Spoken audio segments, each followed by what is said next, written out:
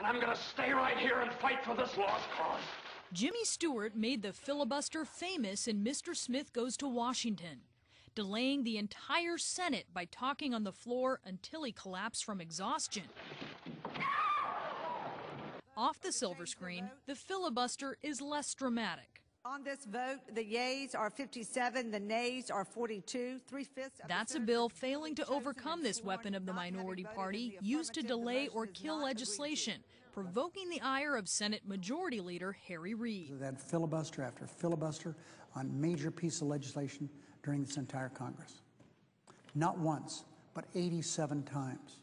With a diminished majority next Congress, Democrats want to weaken the filibuster. How would they do it?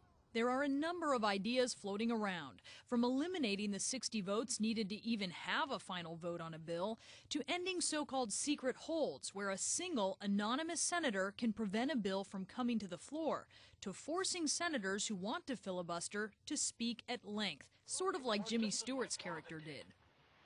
And you know that you fight for the lost causes harder than for any other. The goal, take a slow-moving Senate that takes up only a fraction of the bills the House does and speed things up.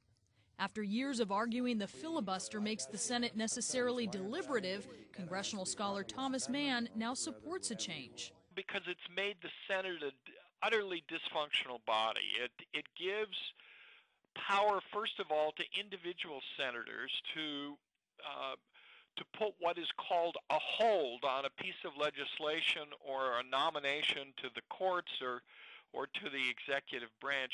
Every Senate Democrat in the new Congress has signed a letter urging changes to Senate rules. Not surprisingly, Republicans are opposed to giving up their power to hold up Democratic priorities. And even some outgoing Senate Democrats warn the long-term consequences should trump the short-term political gain of changing the filibuster. Therefore, to my fellow senators who have never served a day in the minority, I urge you to pause in your enthusiasm to change Senate rules.